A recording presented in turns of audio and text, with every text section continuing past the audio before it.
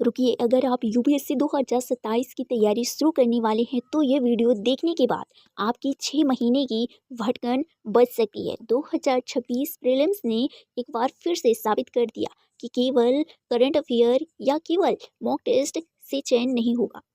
इस वीडियो में मैं आपको बताऊंगी कि आज से क्या पढ़ना है, क्या नहीं पढ़ना है और कैसे तैयारी करनी है ताकि आपका प्रयास सही दिशा में हो सके। नमस्कार दोस्तों, आपने यूपीएससी 2026 प्रीलिम्स दिया है या 2027 की तैयारी शुरू करने वाले हैं तो ये वीडियो आपके लिए है। सबसे पहले एक बात समझ लीजिए, वो क्या है कि यूपीएससी केवल पढ़ाई का एग्ज़ाम नहीं है। यूपीएससी सही दिशा में लगातार मेहनत का एग्ज़ाम है और 2026 प्रीलिम्स ने यह बात फिर से साबित कर दी कि आज नए छात्रों को क्या करना चाहिए, पुराने एस्पिरेंट अपनी गलती कैसे सुधारें और वह रणनीति जिससे आपका चयन होने की संभावना बढ़ सकती है।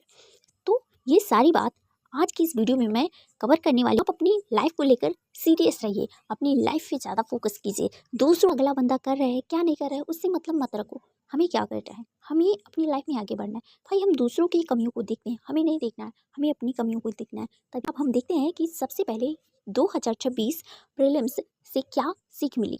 तो यहाँ पर हम देखते हैं कि 2026 में कई छात्रों को लगा था कि केवल करंट अफेयर पढ़कर काम चल जाएगा, तो नहीं चला। लेकिन यूपीएससी ने फिर दिखा दिया कि स्टैटिक सब्जेक्ट बहुत महत्वपूर्ण है। जी हाँ दोस्तों, बहुत महत्वपूर्ण है। हिस्ट्री, पॉलिटी, जियोग्राफी, इकोनॉमी और फिर अंदाज नहीं करना है, कंसेप्ट मजबूत होना चाहिए। गेस वर्क पर भरोसा करना खतरनाक है। जी हाँ दोस्तों, खतरनाक है। अच्छा, एलिमिनेशन टेक्निक सीखना भी ज़रूरी है। सबसे बड़ी सीख, यूपीएससी अब रटने वालों को नहीं, समझने वालों को चुन रहा है। मैं बोल भी रही हूँ, दिखा भी रही हूँ। इसका मतलब क्या है कि आप भूले भटके नहीं बल्कि अपना दिमाग यहीं लगाएं, क्योंकि यहीं से आपकी ज़िंदगी बनने वाली है। अगर आप वो सोच सकते हैं तो यकीन मानिए उसे आप कर भी सकते हैं। तो अब यूपीएससी की तैयारी शुरू करने के लिए आपको 10 किताबें लेने की ज़रूरत नहीं है। भाई ऐसी गलती मत करो, ठीक है, कि 1000 किताब हमारे पास होंगे तभी हम आईएएस बन सकते हैं।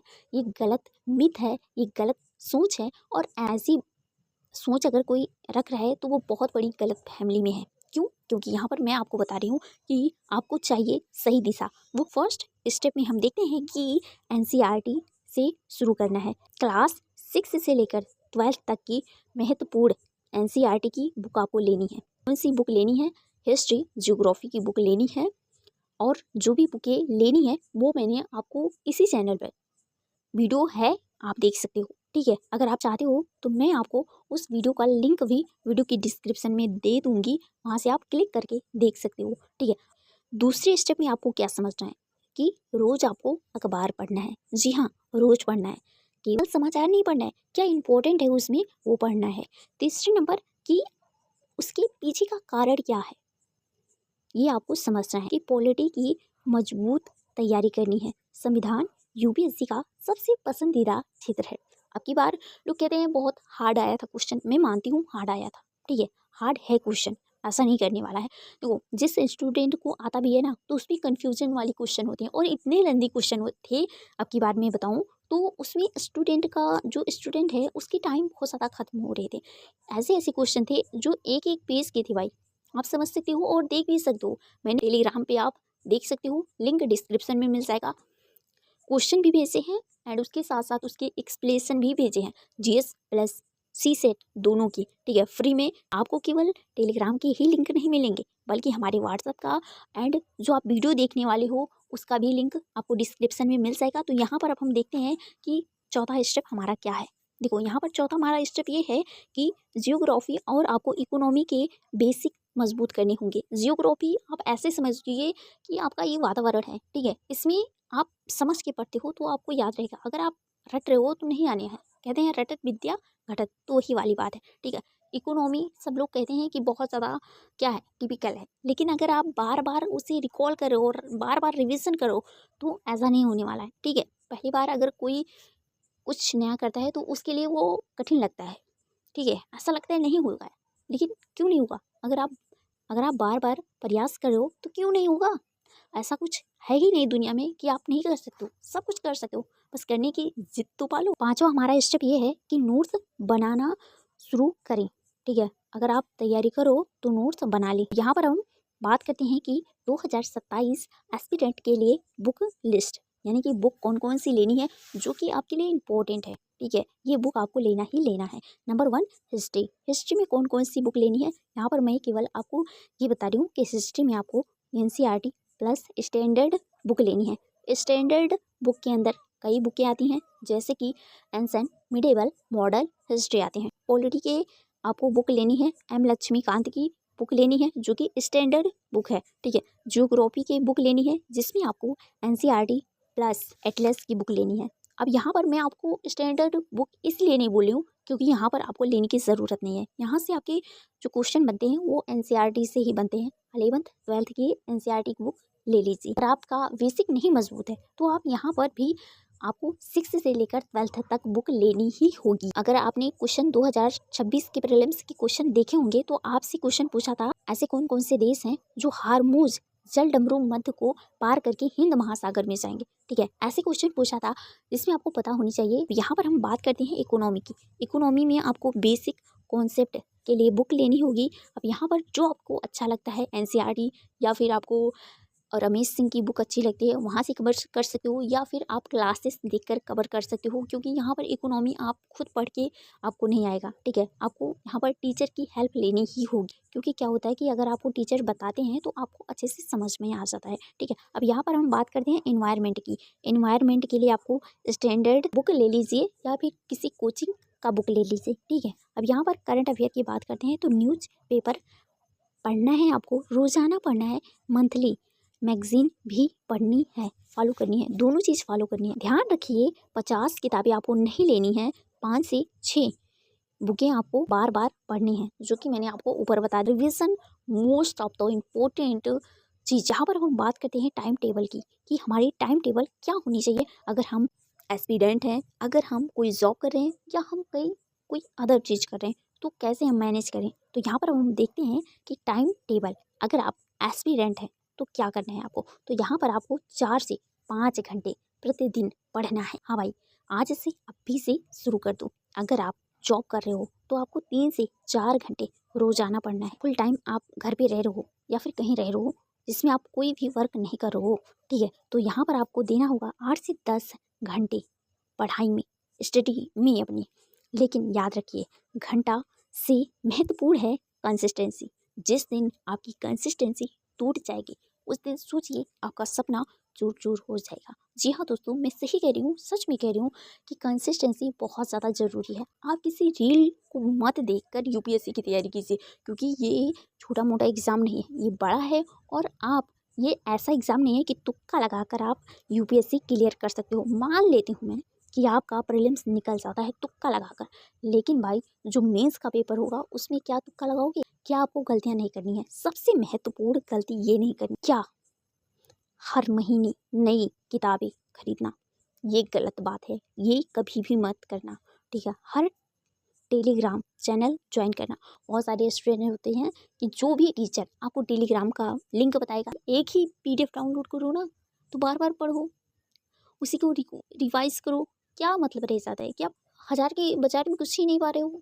यहाँ पर हर टॉपर्स की स्ट्रेटेजी आपको नहीं फॉलो करनी है। साथ में केवल करंट अफेयर का भरोसा मत करें और मॉक टेस्ट को इग्नोर ना करें। मेरे बताने का मतलब ये है कि आप एक चीज़ पर फोकस ना करें कि करंट अफेयर पढ़ रहे हैं तो करंट अफेयर ही पढ़ रहे हैं, आप स्टैटिक पढ़ रहे हैं तो स्टैटिक ही पढ़ रहे हैं, आप मॉक टेस्ट दे रहे हो तो दे ही रहे हो, उसमें एनालिसिस ही नहीं करो कि क्या गलतियाँ करो क्या नहीं करो। भाई अपनी गलतियों को पहले सुधारो, तब आप पेपर निकाल सकते हो। ठीक है, अब यहाँ पर मैं आगे बढ़ती हूँ और मैं आपको बताती हूँ कि मॉक टेस्ट कब शुरू करनी है।